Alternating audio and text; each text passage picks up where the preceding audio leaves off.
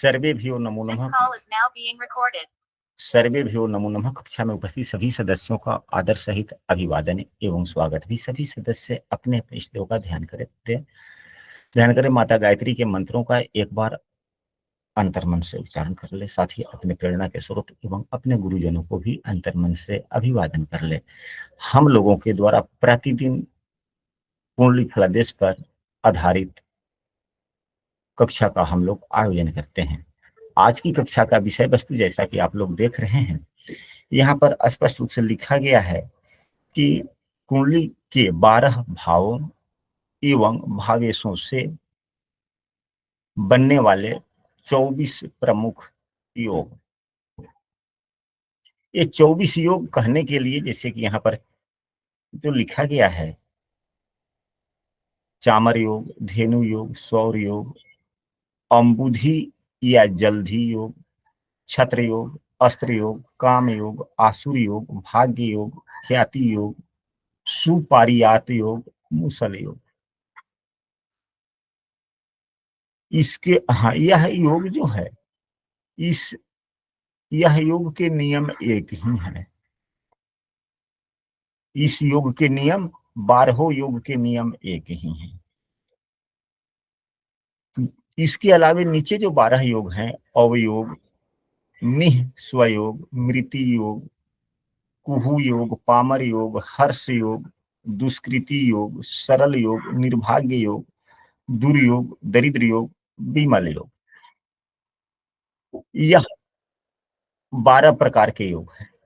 और यह 12 प्रकार के योग, इस 12 प्रकार के योग किस प्रकार बनते हैं, नियम एक ही है। और यह 12 प्रकार के योग जो बनते हैं, इसके नियम भी एक है। एक कायदे से देखा जाए तो दोनों ही योगों के नियम एक ही हैं, लेकिन दोनों में असमानता है। एक आकाश है तो दूसरा पाताल है, सीधे विपरीत है। ऊपर के जो 12 योग हैं, चामर योग, धेनु योग, सौर योग, जलधि योग, छत्र योग, अस्त्र योग, काम योग, आसुर, भाग्य, ख्याति, सुपारिजात, मुसल, इनमें आसुर योग एवं मुसल योग अच्छे नहीं हैं, इसके फल बुरे होते हैं। नीचे जो योग जो 12 हैं, इसमें अवयोग, यह भी बुरा योग होता है। निस्व योग बुरा योग होता है, मृत्यु योग बुरा योग होता है, कुहू योग बुरा योग होता है, पामर योग बुरा योग होता है। हर्ष योग बुरे नहीं होते, ये अच्छे योग होते हैं। परंतु कभी कभी कुंडली में हर्ष योग बनता तो है, परंतु फल नहीं देता, लेकिन नुकसान नहीं करता, यानी कि बुरा फल नहीं देता। हर्ष योग बुरा फल नहीं देता, दुष्कृति योग बुरा फल देने वाला है। सरल योग बहुत ही लाभ देता है, या किन्हीं परिस्थितियों बस यह लाभ नहीं देता, परंतु बुरा फल नहीं देता। निर्भाग्य योग अच्छा योग नहीं है, दुर्योग अच्छा योग नहीं है, दारिद्र योग अच्छा नहीं है, विमल योग अच्छे योगों में से एक है। यह बहुत उत्तम फल देता है या बिल्कुल नहीं देता, परंतु दुखद स्थितियां नहीं देता है। यानी कि इस योग में हर्ष योग, सरल योग एवं विमल योग अच्छे माने गए हैं। बाद बाकी यह 9 खराब हो गए। ऊपर जो हरे रंग से लिखे गए हैं, इसमें सभी योग अच्छे हैं, लेकिन 2 योग जो है आसुर एवं मुसल योग, यह बुरे योग हैं। अब यह योग बनते कैसे हैं, इसको हम लोग समझ लें। जैसा कि अभी कुछ क्षण पहले हमने कहा कि इन लोगों के बनने के सूत्र एक ही है, कि किस प्रकार से हम लोग कुंडली में देखें, इसको भी समझ लेंगे हम। इसके अलावे किस भाव से संबंधित कौन से योग बनते हैं, हम लोग उसे भी समझ लेंगे। यहाँ पर जो हरे रंग से जितने योगों के नाम लिखे गए हैं, पहले इसको समझ लेते हैं, फिर उसके बाद में नीचे जो लाल रंग से जो 12 रंग के लिखे गए हैं, उसके बारे में समझेंगे। इससे पहले मैं बता दूं कि यदि कोई कक्षा में नया है और हमारे प्रतिदिन की कक्षा में शामिल होना चाहते हैं तो स्क्रीन पर दिख रहे नंबर पर व्हाट्सएप कर कक्षा में कंटिन्यू हो सकते हैं, या इस वीडियो के डिस्क्रिप्शन में हमने अपने व्हाट्सएप समूह का लिंक भी दे दिया, वहां से भी आप शामिल हो सकते हैं।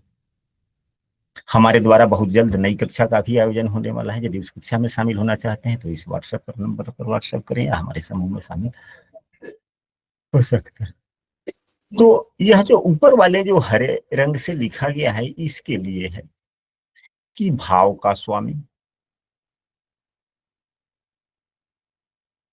अब यहाँ पर जैसे चामर योग प्रथम भाव से बनता है, धेनु योग दूसरे भाव से बनता है, सौर योग तीसरे भाव से बनता है, अंबुधि या जलधि योग चौथे भाव से बनता है, छत्र योग पंचम भाव से बनता है, अस्त्र योग छठे भाव से बनता है, सातवें भाव से काम योग बनता है, आठवें भाव से आसुर योग बनता है, नवम भाव से भाग्य योग बनता है, दसम भाव से ख्याति योग बनता है, 11वें भाव से सुपारिजात योग बनता है, मूसल योग 12वें भाव से बनता है। जिस योग के बारे में अब देखना हो तो उस भाव में शुभ ग्रह हो। अब उदाहरण स्वरूप लग्न के लिए ही चामर योग को देखा जाए तो यह देखा जाएगा कि क्या लग्न में शुभ ग्रह है, तो प्रथम दृष्टिया शुभ ग्रह है। अगर शुभ ग्रह न भी होता तो किसी शुभ ग्रह के द्वारा देखा जा रहा हो, अगर शुक्रदेव यहाँ नहीं भी होते हैं तो शुभ ग्रह चंद्रमा के द्वारा देखा जा रहा है, एवं लग्न भी शुभ ग्रह होता है, लग्नेश भी देख रहा है, यानी कि भाव का स्वामी देख रहा है, परंतु भाव के स्वामी को इस नियम से अलग रखा गया है। अगर यह चामर योग बना, शुभ ग्रह भी है,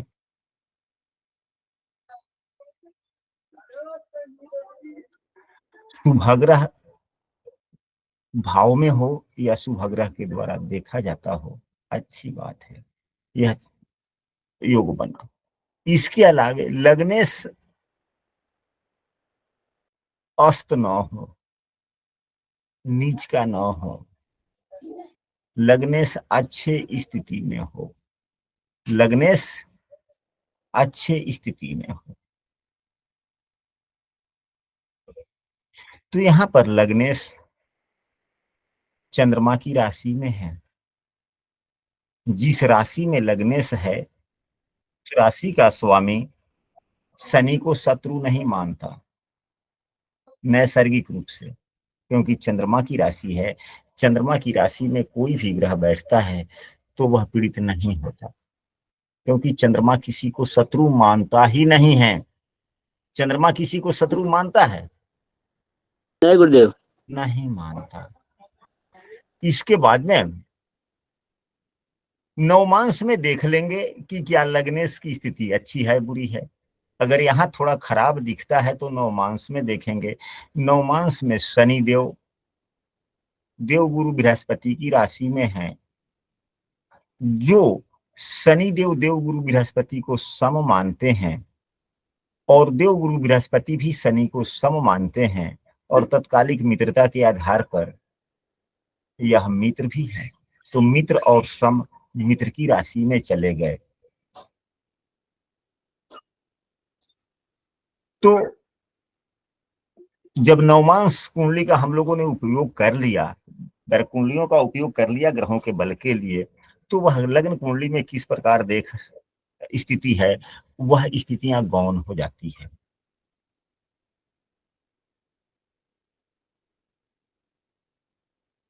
तो लग्न से चामर योग बना। हालांकि अगर यही शनिदेव लग्न कुंडली में अगर यह उच्च राशि के होते तो यह चामर योग ज्यादा प्रभावी होता, लेकिन कम प्रभावी हो गया, प्रभावहीन के ही जैसा है, क्योंकि शनिदेव जो नवमांश कुंडली में जिस राशि में है वह राशि कुंडली के 12वें भाव में है, इसलिए इस चामर योग का फल नहीं मिला। चामर योग तो लगा दिख रहा है? नहीं। इसी प्रकार से किसी भी भाव को हम लोग देख सकते हैं। गुरुजी, इसका फल क्या मिलता है चामर योग का? हम सभी योगों के फल के बारे में बतला देंगे, पहले योग कौन सा कैसे लगेगा उसको समझा जाए। 2 योग को हम लोग समझ लेते हैं, फिर उसके बाद में सभी योगों के फल को भी हम बतला देंगे। अगर मान लिया जाए कि किसी अन्य भाव से संबंधित, अब यही 10म भाव है, 10म भाव ख्याति योग। तो नियम क्या है? नियम वही है कि 10म भाव में शुभग्रह बैठा हुआ हो या शुभग्रह के द्वारा देखा जा रहा हो, तो 10म भाव में शुभग्रह है।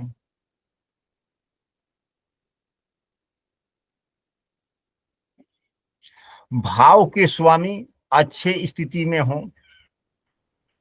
तो भाव के स्वामी को भी लग्न कुंडली में देखा जाए, लग्न में ही हैं और अपने मित्र राशि के हैं, स्थिति अच्छी है। नवमांश कुंडली में देखा जाए शुक्रदेव उच्च के हैं, यानी कि 10म भाव के स्वामी नवमांश में उच्च के हो गए। लग्न कुंडली में शुक्रदेव अपने मित्र की राशि में है, 10म भाव में शुभग्रह है, और वैसा शुभग्रह है जो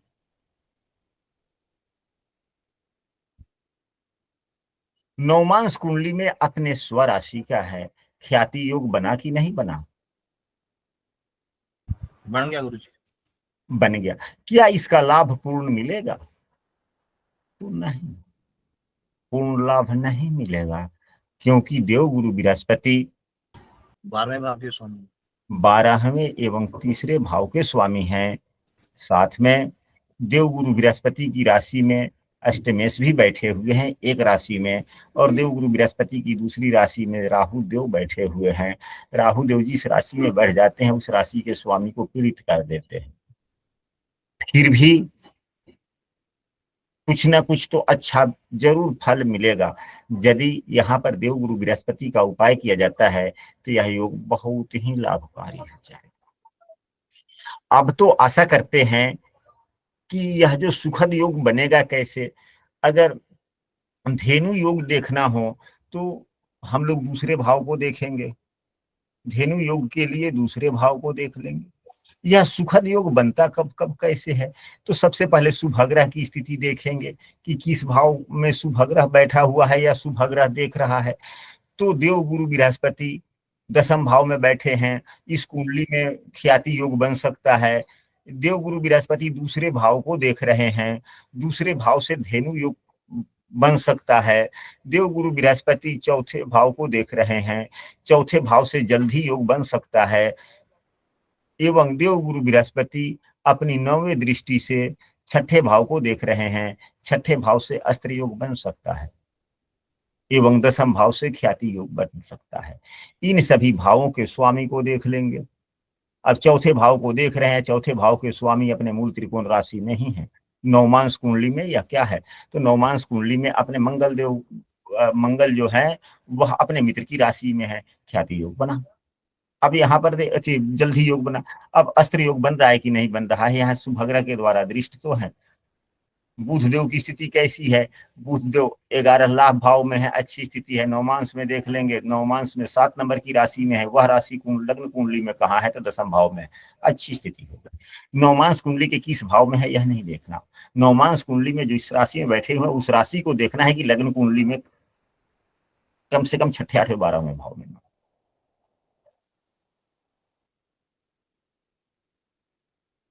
तो अब सभी भावों से संबंधित अब जो फल बन रहे हैं, यदि उस भाव में कोई नीच का ग्रह बैठ जाए, अब यहीं पे जल्दी योग तो बना, चौथे भाव से जल्दी योग बन गया ना, क्योंकि शुभग्रह की भी दृष्टि है एवं भाव का स्वामी स्वगृही भी है, और भावेश भाव का स्वामी नवमांश कुंडली में मंगल जो सिंह राशि में बन गया कि नहीं? जल्दी योग बना, बन गया गुरुदेव, बन गया, परंतु इसका लाभ पूरा नहीं मिलेगा, कारण यह 5 नंबर की राशि 8वें भाव में है। एवं लग्नेश जो शनि देव हैं, व्यक्ति स्वयं हैं, उन्हीं के द्वारा इस भाव पर नीच की दृष्टि भी है। तो क्या यह योग पूरा फल दे पाएगा? नहीं दे पाएगा। नहीं दे पाएगा।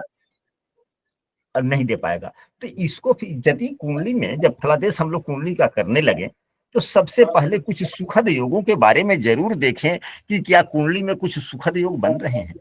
यदि सुखद योग बन रहे हैं तो क्या वह प्रभावी है या अप्रभावी? यदि प्रभावी होंगे तब तो जीवन में समस्याएं ही नहीं आएंगी ना। अगर वह सुखद योग अप्रभावी है तभी तो उसका पूरा फल नहीं मिलेगा, तभी तो जीवन में समस्याएं आएंगी ना। जी गुरुदेव। तो उस सुखद योग को एक्टिवेट किया जाए। सुखद योग किस प्रकार से शुभ फल देगा उसका उपाय किया जाए।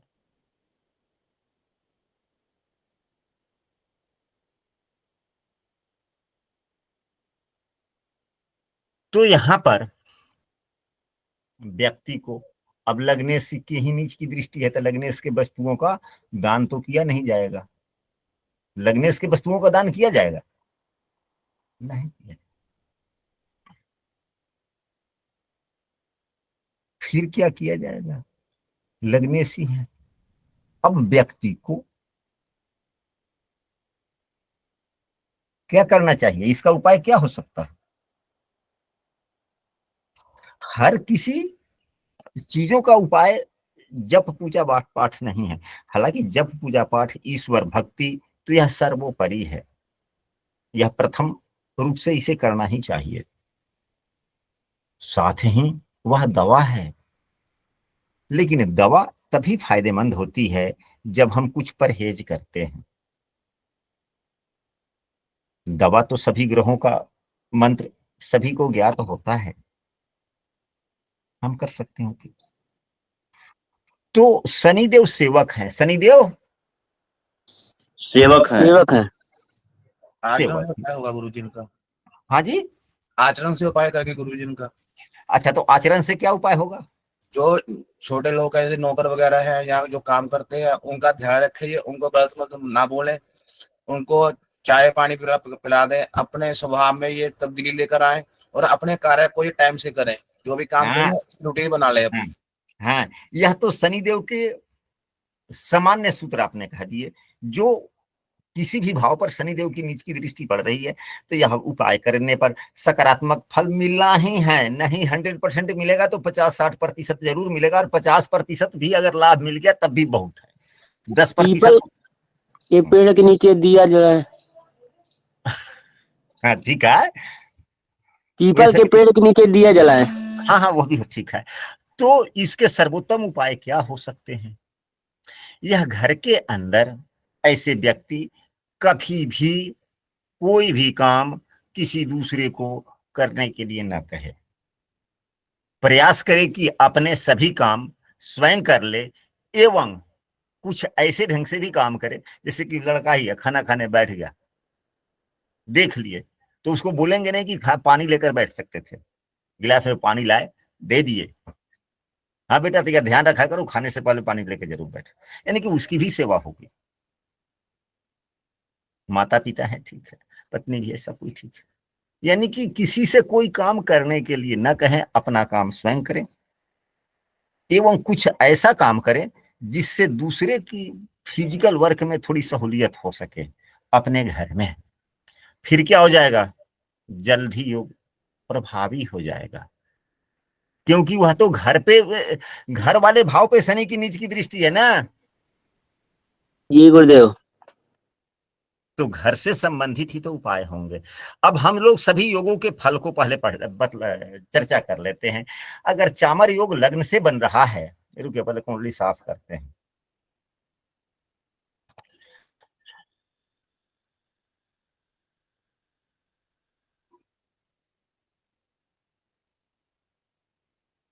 चामर योग लग्न से बनता है। लग्न क्या है? लग्न शरीर है, हमारा चेहरा है। तो व्यक्ति सुंदर सुशील होता है, और लग्न से प्रायः सभी चीज देखे जाते हैं, धनवान कीर्तिवान। लग्न से, लग्न अगर अच्छा होता है, मजबूत होता है, तो व्यक्ति दीर्घायु भी होता है। तो ये हो गया। यदि दूसरे भाव से धेनु योग का निर्माण होता है, दूसरे भाव से धन का विचार किया जाता है, कुटुंब का विचार किया जाता है, विद्या का विचार किया जाता है, भोजन इत्यादि का विचार किया जाता है। इन सभी चीजों की संपन्नता सुख मिलती है। तीसरे भाव से सौर योग बनता है। तीसरे भाव से सौर योग बनता है। यह तीसरा भाव क्या है? पराक्रम का है, साहस का है। एवं सरकारी नौकरी में तीसरा भाव उच्च पदाधिकारी पद को भी दर्शाता है, दिखलाता है। जो रक्षात्मक कार्य करते हैं, सेना उना के बाद वाली नौकरी में उच्च पद तक को दिला देते हैं, अगर यह योग बन रहा हो तो। यानी कि व्यक्ति यशस्वी होता है, साहसी होता है। तीसरे भाव से भाई बहन का भी विचार छोटे का किया जाता है, तो भाई बहनों का सुख भी मिलता है। सरकारी नौकरी भी होती है। चौथे भाव से जल्दी योग या आम्बुधि योग का निर्माण होता है। यह योग भी अच्छा है।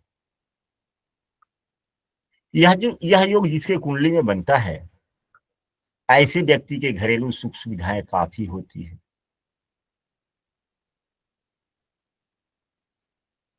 एवं चौथा भाव मित्रता का भी है, लोकप्रियता का भी है। यदि चौथे भाव से जल्दी योग बनता है, ऐसे व्यक्ति चुनाव वगैरह में निकल जाते हैं। लोकप्रियता काफी होती है, मित्रता काफी होती है, घर परिवार सुखी होता है, पारिवारिक सुख हर प्रकार का मिलता है। एवं उनका जीवन साथी भी बड़ा कर्तव्यशील होता है। जिसके कुंडली का चौथा भाव में जल्दी योग बने, तो उसके जीवन साथी बड़े कर्तव्यशील होते हैं।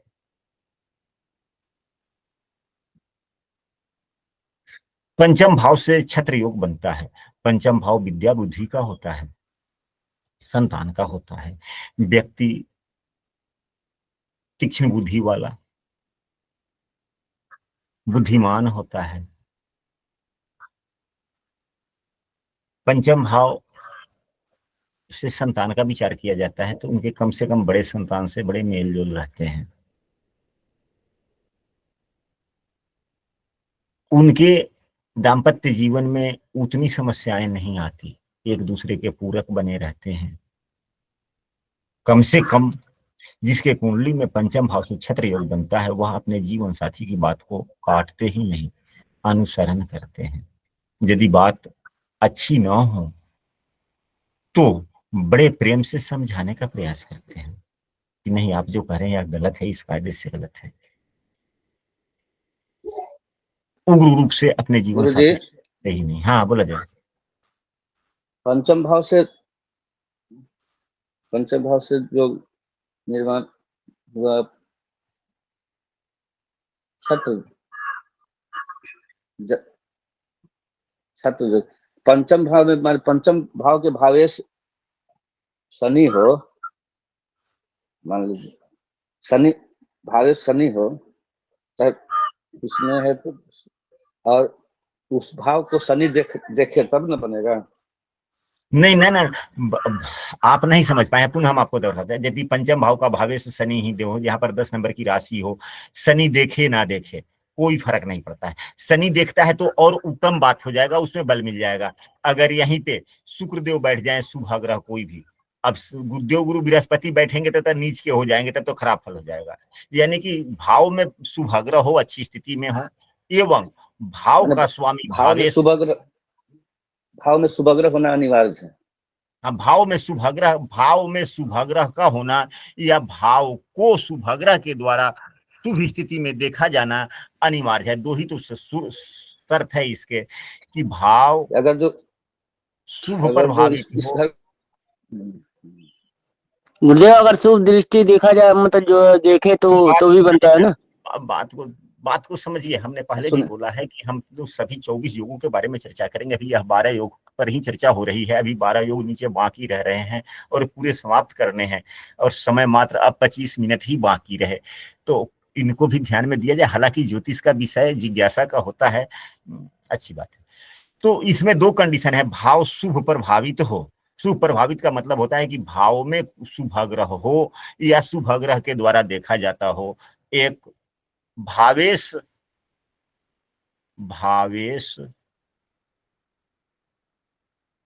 शुभ भाव में हो, अच्छे स्थिति में हो। कम से कम भावेश 6, 8, 12 में न हो। दो ही तो चीज है। अगर इन्हीं चीजों में अगर भावेश भी भाव को देख ले तो और उत्तम फल हो जाता है। एक, अगर भाव में कोई नीच का ग्रह बैठ जाए, शत्रु दृष्टि से भाव देखा जा रहा हो, तो भाव के फलों में मतलब इन योगों में कुछ कमी देखने को मिलती है। बस एक ही सूत्र है, छोटा सा 2 लाइन का तो सूत्र ही है। अब इसके बाद में हम लोग चलते हैं छठे भाव से। छठा भाव से अस्त्र योग बनता है। अस्त्र योग भी अच्छा योग माना जाता है।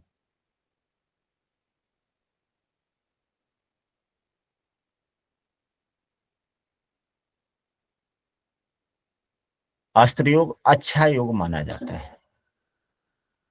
छठे भाव का स्वामी अस्त न हो, यानी कि भावेश खराब ना हो, अस्त ना हो, भाव में शुभ ग्रह हो, तो अस्त्र योग माना जाता है।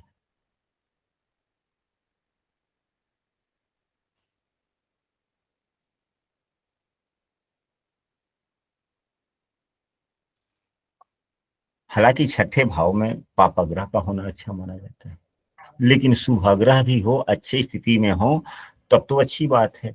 यह अस्त्र योग का निर्माण हुआ। अस्त्र योग अच्छा ही फल देता है।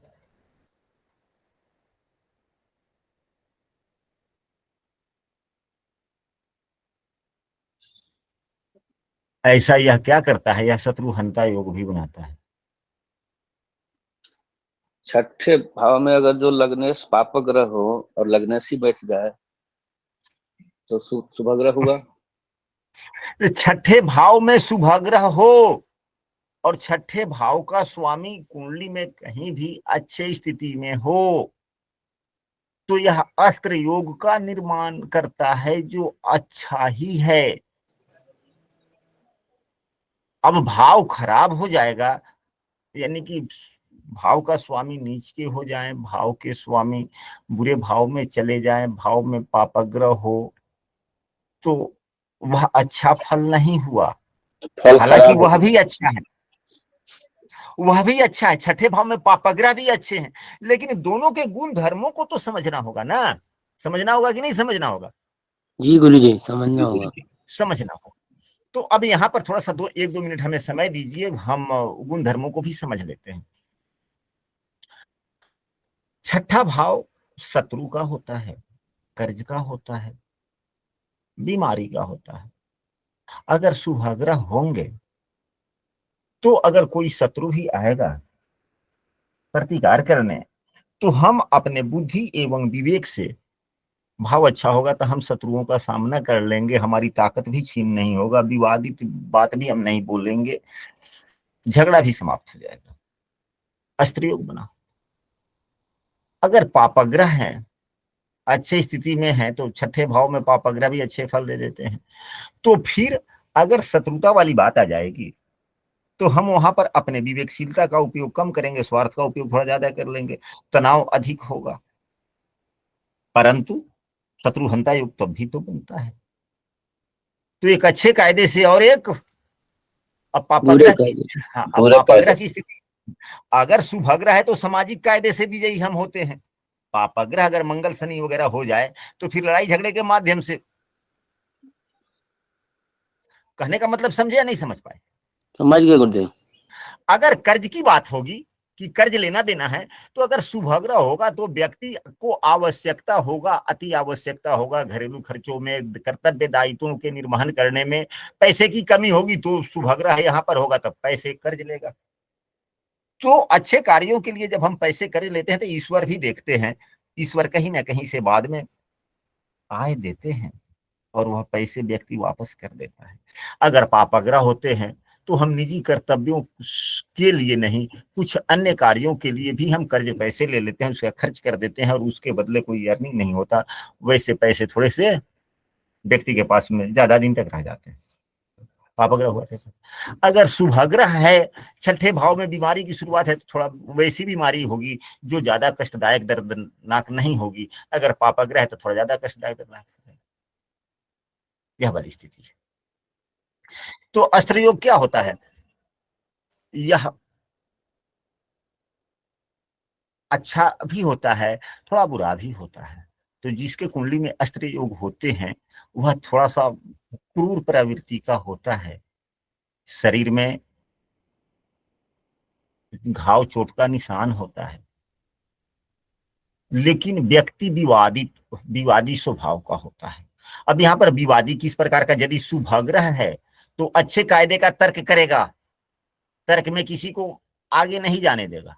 लेकिन अगर यही पापग्रह हो जाए तो कुतर्क करवाएगा, क्योंकि छठा भाव तर्क का भी है।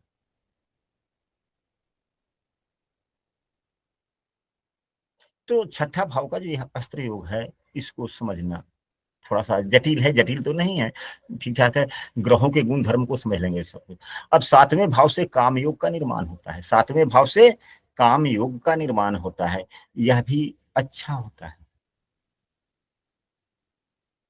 छठा भाव शुभ हो जाए, यानी कि छठे भाव में शुभग्रह हो जाए। यहाँ पर इस उदाहरण कुंडली में छठे भाव में शुभग्रह लगने से सदैव शुभग्रह होता है, और चंद्रमा भी है, स्वराशि के हैं, अच्छी बात है। तो सामान्यतः इस कुंडली में एवं शुक्र के द्वारा, शुभग्रह के द्वारा देखा जाता है, देखा जा रहा है भावेश भी अच्छी स्थिति में है, अस्त भी नहीं है, तो काम योग बना। यह काम योग प्रभावी है, क्योंकि चंद्रमा जो है भावेश कहाँ है, तो भावेश चंद्रमा वर्गोत्तम है, एवं जो शुभग्रह देख रहा है वह नवमांश कुंडली में उच्च का है, तो काम योग पूरा लगा। तो यह दशम से दशम भाव भी है।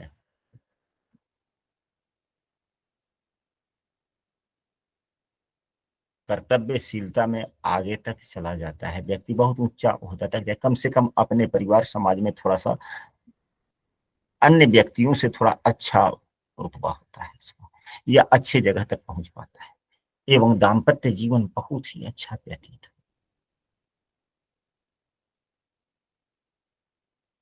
यह अन्य योगों का बहुत ही परिहार कर देता है। जैसे कहीं कुंडली में कोई वैसे विवाह विच्छेद योग हो, चाहे किसी प्रकार का द्विभार्या त्रिभार्या योग, लेकिन अगर काम योग सातवें भाव से बन रहा है तो उस प्रकार के सभी बुरे योगों का परिहार कर देता है। आठवें भाव से आसुर योग बनता है, जहां अस्त्र योग कई मायनों में अच्छे भी हैं तो कई मायनों में बुरे भी हैं। आसुर योग के बारे में हम लोग पढ़ते हैं कि आसुर योग जो होता है आठवें भाव से बनता है, कि आठवें भाव में शुभग्रह हो या शुभग्रह देख रहा हो, अष्टमेश की स्थिति अच्छी हो, तो आसुर योग का निर्माण होता है। यह योग अच्छा नहीं होता है।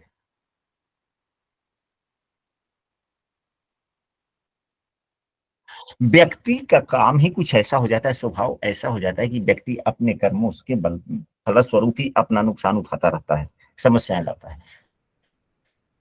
यानी कि व्यक्ति के खुद के कर्मों के द्वारा उसे खुद समस्याएं मिलती रहती है।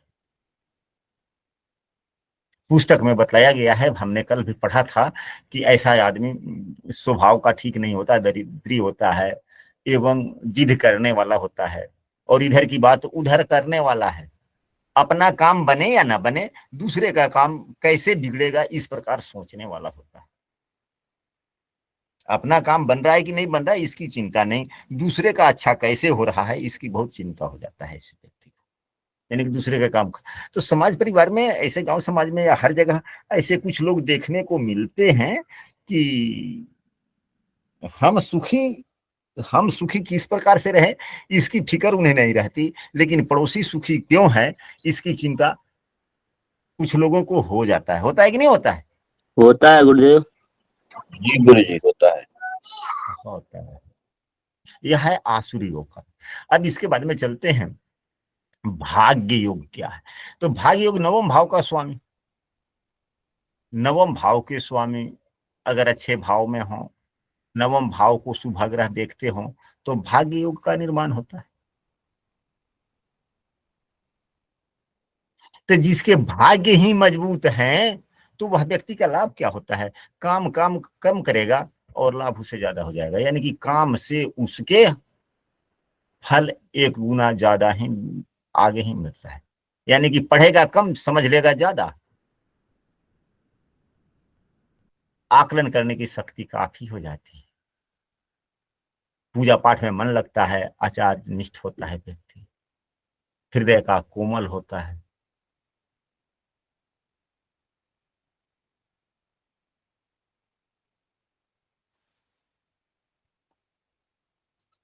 अच्छा होता है। दसम भाव से ख्याति योग बनता है। दसम भाव कर्म भाव है, जिसके अभी यहीं पे देखा जाए दसम भाव में सुभग्रह है ही। दसम भाव के स्वामी उच्च राशि में बैठे ही हुए हैं, तो यह ख्याति योग बना।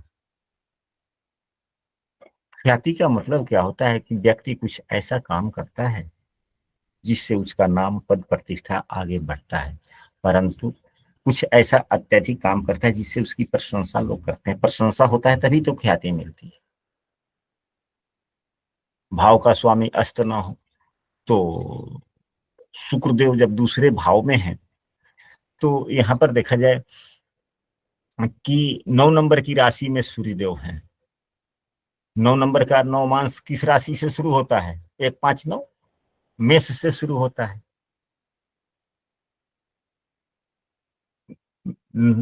धनु राशि का नवमांश मेष से शुरू होता है। जी जी। और यह सूर्यदेव लग्न नवमांश कुंडली में सूर्यदेव मेष राशि में ही है। यानी कि सूर्यदेव का अंशात्मक मान कितना है? सूर्यदेव का अंशात्मक मान 3 20 से कम है। शुक्रदेव 10 नंबर की राशि में है और यह उच्च के हो गए, तो 10 नंबर राशि का नवमांश कहाँ से शुरू होता है? 10 नंबर का 10 नंबर से ही शुरू होता है। कितने नंबर से शुरू होता है? 10 नंबर से।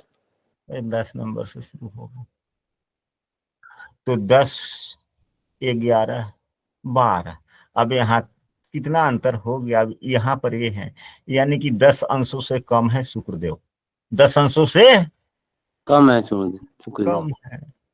और सूर्यदेव 3 अंशों से कम है, यानी कि लगभग 2 नवमांश का अंतर हो गया, 6 7 अंशों का अंतर हो गया।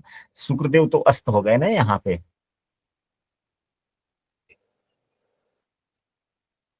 शुक्रदेव अस्त हो गए, तो यह क्या ख्याति योग पूर्ण लाभकारी हुआ? नहीं हुआ गुरुजी। नहीं। अगर इस प्रकार के व्यक्ति अगर कहता है कि हम कोई भी काम कर रहे हैं, क्या लाभ मिल रहा है नहीं मिल रहा है, गुरु जी बताइए क्या करें न करें, फिर क्या होगा? तो अब दसम भाव का फलादेश करने लगे, क्या करेंगे? अब दसम भाव से संबंधित ख्याति योग तो बन गया, तो ख्याति योग ही प्रभावहीन है, उसी का प्रभाव बढ़ा लेंगे तो कुछ अच्छा होने लगेगा कि नहीं होने लगेगा? होने लगेगा गुरुजी। अभी मैं देख रहा हूँ, रुकिए कुंडली ही देखते हैं। 1 मिनट। सोची यस यस। अच्छा, तो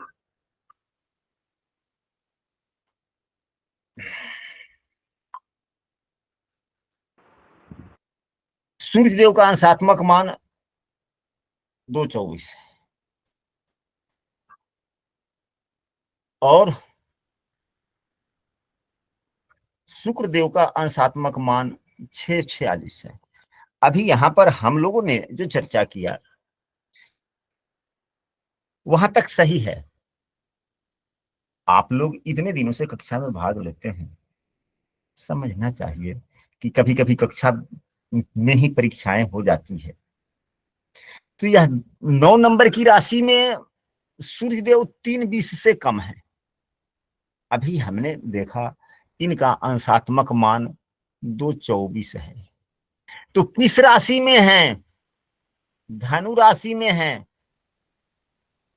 और शुक्रदेव का अंशात्मक, शुक्रदेव तीसरे नवमांश में है, यानी कि 10 अंशों से कम है। तो किस राशि में है? तो मकर राशि में है। अगर सूर्य देव का अंशात्मक मान अंतिम अंशों में होता और यह शुरू के अंशों में होते तब तो अंतर होता ना। जी। इस सूर्य देव धनु राशि में 3 20 अंशों से कम है, और शुक्र देव मकर राशि में 10 अंशों से कम है। तो यह 3 20 से कम है, तो अगर 4 अंश के ही मान लीजिए तो 26 अंश का यही दूरी हुआ ना। 26 जी अंश गुरुजी। से हो गया और 10 अंश के आसपास में यह हुआ, तो 26 10 कम से कम तो 30 एक राशि का फर्क होगा। एक राशि का फर्क हो गया। आप लोग इतने पुराने सदस्य हैं, ध्यान देना चाहिए।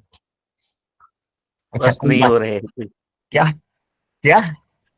अस्त नहीं हो रहे, इतना एक राशि का पूरा अंतर है तो गुरुजी। हाँ, पूरी राशि का अंतर है। कक्षा में काफी सदस्यगण हैं और यहाँ पे बड़े बड़े विद्वान लोग हैं, तो हमने भी थोड़ा सा ये कर लिया कि हाँ भाई आप लोग कितने ध्यान दे रहे हैं, तो ध्यान देना चाहिए। कक्षा चलते चलते इसी प्रकार की परीक्षाएं हो जाती है। तो यह हो गया, तो इस कुंडली में ख्याति योग बन रहा है, ख्याति योग बन रहा है,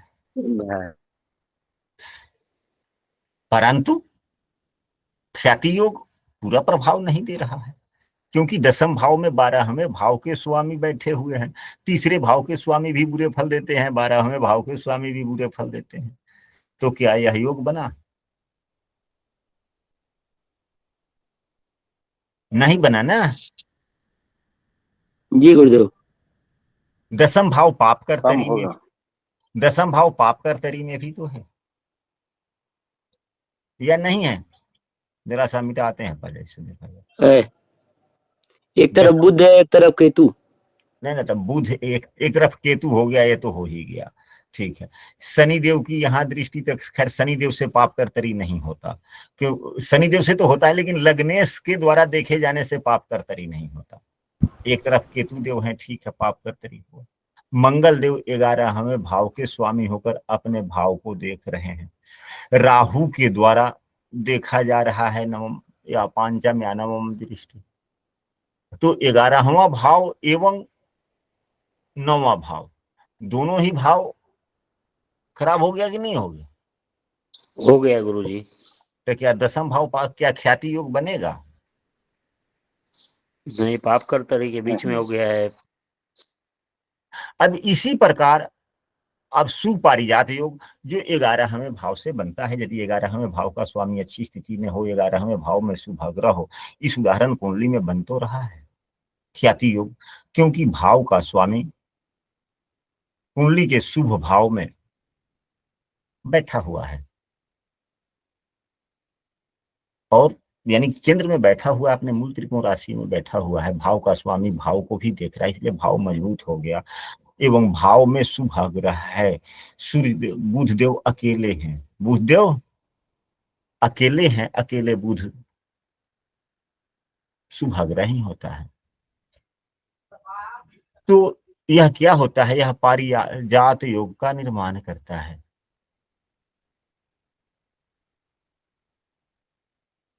ऐसा व्यक्ति थोड़ा अच्छा काम करता है, सत्कर्म करने वाला हो जाता है, क्योंकि यह 11वां भाव इच्छा का है। तो जब भाव में शुभाग्रह हो, भाव भावेश के द्वारा देखा जाता हो, भाव भावेश भी अच्छी स्थिति में हो, परंतु यह योग भी पूरा प्रभावी नहीं हो रहा है। यह योग भी पूरा प्रभावी नहीं हो रहा है, क्योंकि भाव के स्वामी पर लग्नेश की ही नीच की दृष्टि है, यानी कि अपने ही द्वारा थोड़ा सा हो जाना है। हालांकि अगर यह योग बन रहा होता तो व्यक्ति का यह जैसे कि आय भाव है, तो आय से पैसा, यानी कि पैसा संग्रह करने की आदत। 11वां भाव पुण्य कर्मों का भी है, क्योंकि नवम से तृतीय हो जाता है, यानी कि संचार, पूजा पाठ में संचार, यानी कि पूजा पाठ में मन लगेगा नहीं लगेगा, किस प्रकार काम करेगा। 11वां भाव से ठीक साथ में पंचम भाव होता है, जो बुद्धि विद्या का होता है। यदि 11वां भाव अच्छा होता है तो विद्या बुद्धि भी, विद्वान भी व्यक्ति होता है। तो मिला जुला करके यह मिश्रित फल देने वाला है। अब 12वें भाव में मुसल योग का निर्माण होता है। यह योग अच्छा नहीं होता, परंतु बहुत अच्छा भी होता है।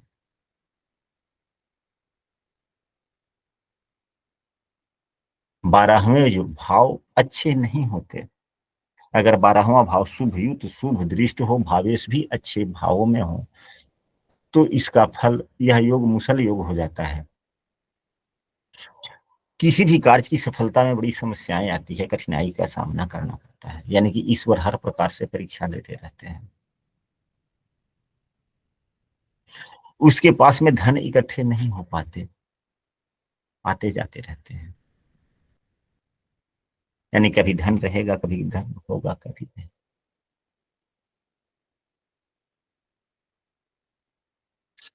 शत्रुओं से व्यक्ति परेशान रहता है,